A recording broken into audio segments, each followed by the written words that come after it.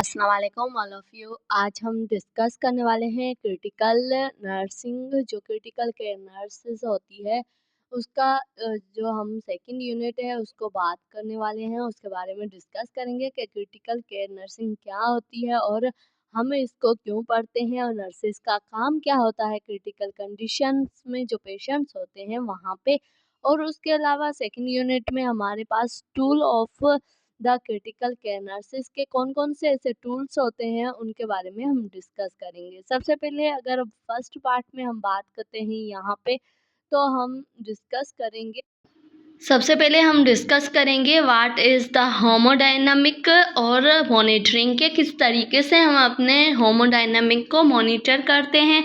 तो होमोडायनामिक में क्या क्या चीज़ें होती हैं उसको डिस्कस करेंगे। Haemodynamic monitoring is the assessing of the cardiovascular system determine.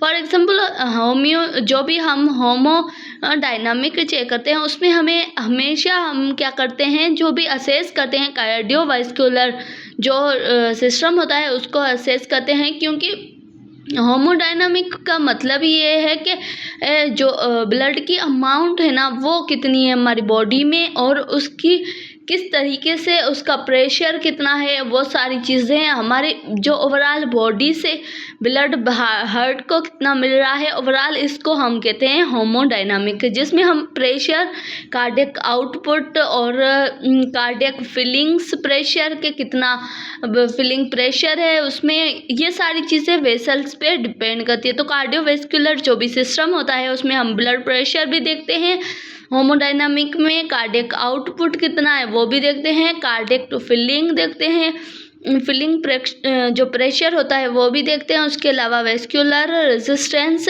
के कौन सी वेसल्स जहाँ पे रेजिस्टेंस है, ब्लड जो सही से फ्लो नहीं हो रहा है, तो ये सारी चीज़ें हम क्या करते हैं होमोडायनामिक में देखते हैं। ठीक है, अगर एबनॉर्मल होमोडायनामिक है तो या तो वेसल्स में ब्लड सही से फ्लो नहीं हो रहा है या उनका प्रेशर ज़्यादा है या कार्डियक आउटपुट कम है, तो वो सारी चीज़ें आ जाती है जो इफेक्ट होता है होमोडायनामिक। ठीक है, उसके अलावा टिश्यू परफ्यूजन सही नहीं होती है।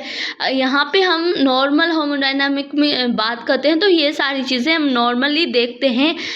जो ब्लड का वेसल्स कार्डियोवैस्कुलर सिस्टम में हम वेसल्स में कितना ब्लड है उस किस तरीके से फ्लो हो रहा है, उसका आउटपुट इनपुट सब हम डिस्कस करते हैं। उसके अलावा रिस्पॉन्स टू ट्रीट के किस तरीके से हम इन सारी चीज़ों को ट्रीट कर सकते हैं, तो ये सारी चीज़ें आ जाती है। ठीक है, होमोडायनामिक में इन सारी चीज़ों को मॉनिटर करके हमें पता चल जाता है कि हमारा ब्लड प्रेशर हमारी होमोडायनामिक नॉर्मल है या फिर एबनॉर्मल है, तो हमें इन सारी चीज़ों से पता चलेगा। ठीक है, इसकी मेन पर्पस यही होता है to assess the circulations and tissue perfusion guide treat in critical ill patients। हमें क्या है कि हम मेनली कार्डियोवैस्कुलर में हम क्या करते हैं सर्कुलेशन देखते हैं, असेस करते हैं कि सर्कुलेशन टिश्यू तक सही जा रही है, परफ्यूजन टिश्यू को मिल रही है, क्योंकि ब्लड के साथ साथ क्या होता है ऑक्सीजन परफ्यूजन भी मिलती है हमारे सेल्स को। अगर वो टिश्यू परफ्यूजन सही है, टिश्यूज़ में परफ्यूजन सही हो रही है एंड गाइड टू ट्रीटमेंट, और वो क्या करता है गाइड करता है हमें ट्रीटमेंट के लिए और इलनेस के लिए। Treat in the critical ill patient, जो क्रिटिकल इल पेशेंट होता है उसकी सर्कुलेशन और परफ्यूजन देख के ही हम क्या करते हैं उसकी केयर करते हैं, उसको उस अकॉर्डिंग ट्रीटमेंट ज़्यादा देते हैं ताकि हमारा पेशेंट जल्दी रिकवर हो सके। ठीक है, उसके बाद बात करते हैं कुछ बहुत ही इम्पोर्टेंट होमोडायनामिक वेरिएबल्स होते हैं जो चेंजेस हो जाती है हमारे होमोडायनामिक सिस्टम में। तो वहाँ पे अगर हम जो होमोडायनामिकली वेरिएबल्स हो गए हैं तो उनमें हम क्या क्या चीज़ें यूज़ करते हैं, ठीक है, उनके बारे में। और सबसे पहले कौन कौन से वेरिएबल्स आते हैं, वेरिएबल में हम बात करते हैं HR, heart rate, BP and MAP, जिसमें आ जाता है आर्टेरियल प्रेशर, परफ्यूजन्स आ जाता है। ठीक है, कि कितना उसका परफ्यूजन प्रेशर है, CVP जिसमें आ जाता है राइट साइड फिलिंग्स प्रेशर कितना है, तो ये भी हम होमोडायनामिक के वेरिएबल्स हैं। अगर इन वेरिएबल्स में चेंजेस आती है तो हमें क्या है कि हम हमें क्या ज़रूरी होता है कि उसकी फर्दर इन्वेस्टिगेशन करने के लिए, ठीक है। LAP जिसमें लेफ़्ट साइड फीलिंग प्रेशर कितना है, और उसके अलावा PAP जिसमें आ जाता है कि पल्मोनरी आर्टेरियल प्रेशर कितना है, और PAWP में आ जाता है, ये क्या होता है कि सब azimuth of the left arterial pressure कितना है, CO, जिसमें हम क्या देखते हैं, जो ओवरऑल ब्लड पंपिंग्स हार्ट मिनट के कितने हैं, कि 1 मिनट में हार्ट पंप कितना कर रहा है, और CI में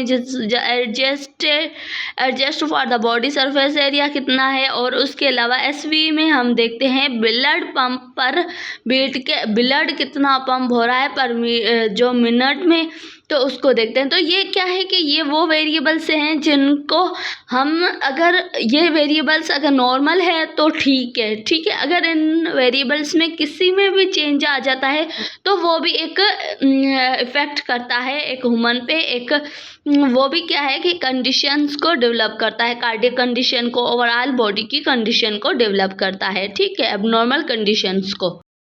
और उसके अलावा क्या देखते हैं, CSVR देखते हैं, सिस्टमेटिक वेस्कुलर रेजिस्टेंस देखते हैं, और PVR देखते हैं, पल्मोनरी वेस्कुलर रेजिस्टेंस देखते हैं कि क्या क्या है। उसको भी हम क्या करेंगे, ध्यान में रख के फिर हम अपने पेशेंट को ट्रीट करते हैं। उसके अलावा सबसे पहले इसका जो मेन टॉपिक है, ओवरऑल जितने भी हमने यहाँ पे एक होमोडायनामिकल वेरिएबल्स पढ़े हैं उनके बारे में डिस्कस करेंगे, ठीक है। यहाँ पे आ रहा है MAP, जिसमें आ जाता है मेन आर्टेरियल प्रेशर, जिसमें मेन आर्टेरियल प्रेशर में हम क्या देखते हैं, mean arterial pressure represented the average pressure drivings blood through the systematic circulations. Overall जितना भी जो प्रेशर होता है उसका एवरेज प्रेशर ड्राइव कितना कर रहा है अपने blood through the systematic circulation में, तो उसको हम रिप्रेजेंट करने के लिए हम यूज करते हैं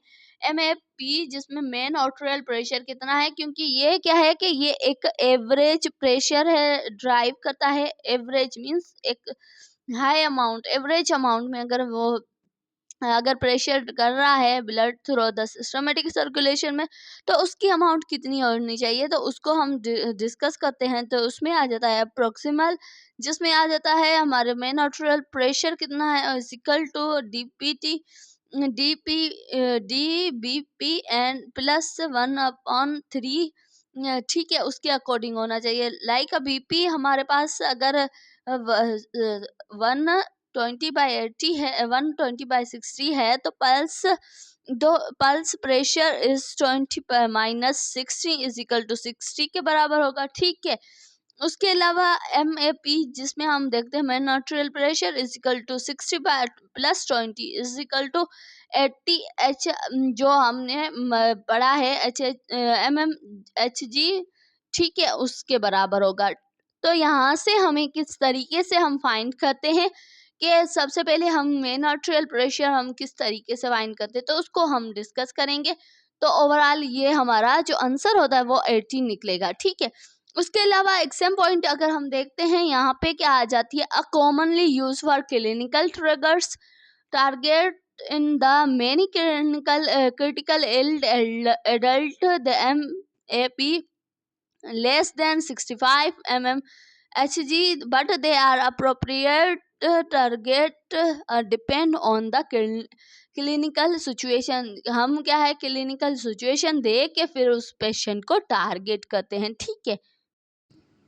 so thank you so much. आज हमने सिर्फ अगर हम बात करते हैं तो मेन आर्टेरियल प्रेशर की बात की है, उसके अलावा जितने भी वेरिएबल्स हैं उनको हम एक डिफरेंट वीडियो से डिस्कस करेंगे। So thank you so much. आज का वीडियो इतना ही, मिलते हैं नेक्स्ट वीडियो में नए टॉपिक के साथ, तब तक टेक केयर।